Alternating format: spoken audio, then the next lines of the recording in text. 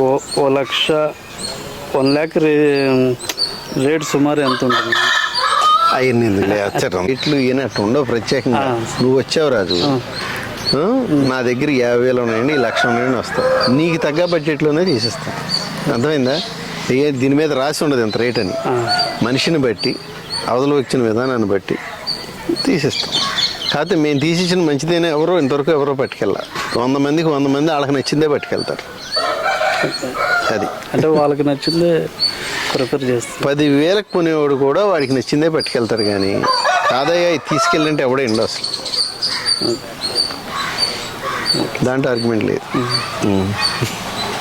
తప్పు అంతే కదా. అంటే ఇంకో క్వశ్చన్ సార్, ఇప్పుడు 1 కోటి రూపాయలు పన్ను వేస్తారు కదా, అంటే ఇప్పుడు ఒక పుంజుని ఎలా అంచనా వేస్తుంది? సెలక్షన్ వాటి కదలికలు 1 కోటి రూపాయల పన్ను అదే అట్టనే లేదు.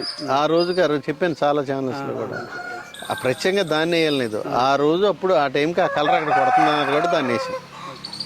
మా దగ్గర అట్లాంటివి 100 ఉన్నాయి. ఓకే, అదే అదే అదే గొప్ప అదే ఇదేనే కాదు, ఉట్టి మాట. మేము అట్లా చెప్పలే, ఇప్పుడు చెప్పం. అట్లాంటివి మా దగ్గర 100 ఉన్నాయి. ఆ టైంకి దాని కలరు చాలా ఉచ్చ స్థితిలో ఉందని అందరూ చెప్పబట్టి, పెద్దలు సూచించబట్టి దాన్ని వేసాం. అది ఓకే. లీగలైజ్ చేస్తే రైతులు, బ్రీడర్లు, దేశీయ ఆర్థిక వ్యవస్థపై ఎలా ప్రభావం పడుతుంది? అవన్నీ అంత సబ్జెక్ట్ అనమాట. ఇప్పుడు చెప్పే కదా, లీగలైజ్ చేయాలనే కదా పోరాటం అంతా. అంటే కోడి పందాల గురించి ఎక్కువగా ప్రజలు ఎక్కువగా నమ్మే అపోహలు ఏంటి? అపోహలు అంటే కోళ్ళ గురించి ఏమో అపోహ ఉంది వాళ్ళ గురించి.